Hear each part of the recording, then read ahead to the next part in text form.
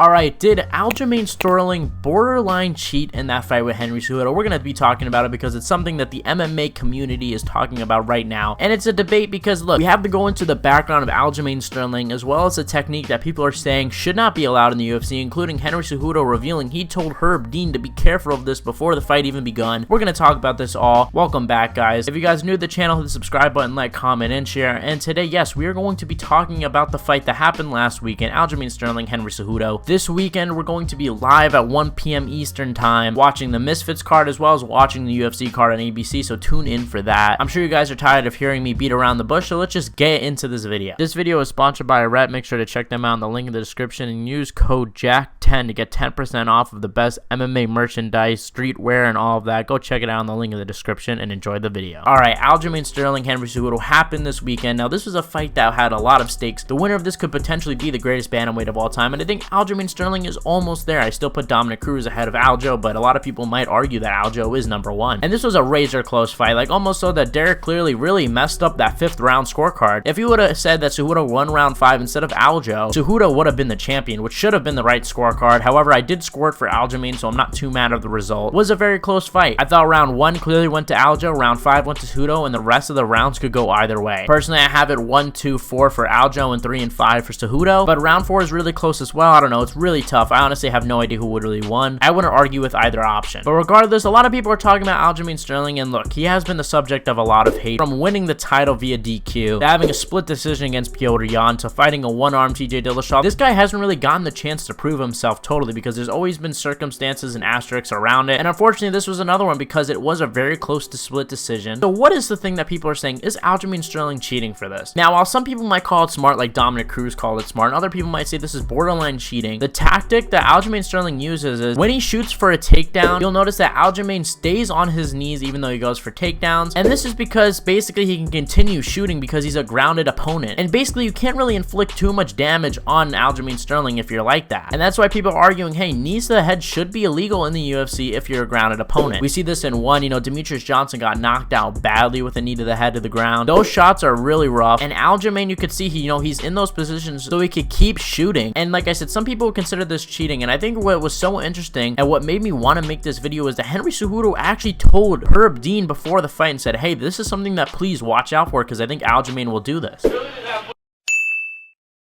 I think the biggest thing that they've been seeing him kind of taunt the line a little bit, kind of being in the 3-point position, doing that.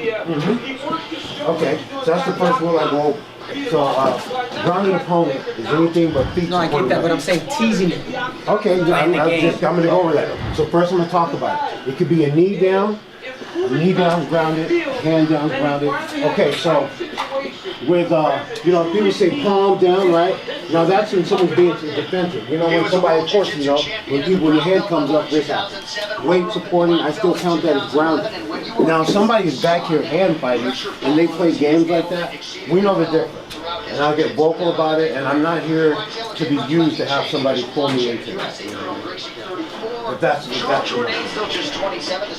I know the difference between someone who's grounded and someone who's... So as you can see, Henry Cejudo had some sort of idea that Aljamain might do this. And look, this might come with a lot of controversy because as I discussed before, Petr Yan was beating Aljamain Sterling in their first fight, but lost because he kneed him to the head and lost by disqualification. So he's kind of teasing a little bit, kind of baiting his opponents to throw the knee so he can kind of keep going for takedowns. So at that point, you're either going to back away or just keep engaging with him and potentially get into a grappling situation with him. Now, while a lot of people might say this is cheating, I stand on the thoughts that, hey, I think this is a very smart tactic, and I think it's a very creative thing to do. Like, we haven't really seen too many people do this, and I could see other people taking notes about it. I don't think there's anything necessarily wrong with it. Look, you're on the ground, it's the rules, you're taking full advantage. I think people just kind of hate Aljo. A lot of people don't like Aljamain Sterling for some reason. I get sometimes it could be a heel, sometimes he could be purposely trolling, but I think the guy's a good dude, honestly. Like, all in all, I don't think he deserves the hate he gets. And him as a fighter, I think he's a really good fighter. You see him fight the likes of Petr Yan, submitting Corey Sandhagen in the first round. Like, take this into full context. And it really sucks because if he fights Sean O'Malley, people are going to say, oh, we should have beaten Sean O'Malley, and he's not even going to get credit for that. I don't know what it's going to take for people to give him credit. Like, he could fight Volkanovski and still not get credit. Another thing I want to talk about is Henry Cejudo potentially fighting Merab Dvalishvili. What is going on with that? Henry Cejudo, post UFC 288 kind of seemed confused, didn't know what to do. His whole plan kind of fell 3. He was supposed to fight Aljamain, then fight Sean O'Malley, and then fight Volkanovski and maybe retire. Didn't go down as planned. My suggestion was for him to try to fight Max Holloway at 145 pounds since he wants to fight Volkanovski, but it looks like he wants to stay at 135, which I think is the correct move because, you know, we all know that Aljamain is going to go up in weight soon anyway. He wants to fight Merab, and I think this is a fight that makes sense. Merab doesn't want to fight for the title right now, and Henry Cejudo, really, who are you going to pair him up against? Corey Sandhagen? Like, is that really an exciting matchup that's going to get fans to be excited? I think the Merab matchup's a good matchup because, like, we saw Merab's last performance, he dominated Petr Yan, and we saw Aljamain, he wasn't even able to dominate Petr Yan. So I think that Merab matchup is a little bit more threatening, and I think there's people out there that believe that Merab is better than Aljamain. So if Henry Cejudo goes out there and defeats the training partner of Aljamain Sterling, I mean, I think Henry Cejudo's right back in title picture because his loss to Aljamain Sterling was razor close. It's not like he got finished, and honestly, it could have arguably have went to him. So if he fights Merab, I think that's a huge deal. I think that's definitely where he should go. He's called him out, wants to fight him in Boston the same night as Aljamain and Sean O'Malley is supposed to be. We all know that Merab was scheduled to fight Umar Nurmagomedov, which was crazy to me. Like, come on, you can't give him like a Cheeto or something like that. Crazy matchup in my opinion. Like, I think you can give him someone else. But Henry Cejudo versus Merab is definitely the fight to make. I would be super excited for that fight. Hopefully it happens relatively soon. You know, I don't think Cejudo isn't too injured, but I know Merab is dealing with some sort of hand injury. So whatever happens there, I think the fight should get made at some time in the fall. But yeah, that's pretty much it, guys. Let me know what you guys think about Aljamain Sterling allegedly cheating. Do you guys believe this is cheating? Let me know in the comment section below. Thank you guys for watching, and I'll see you guys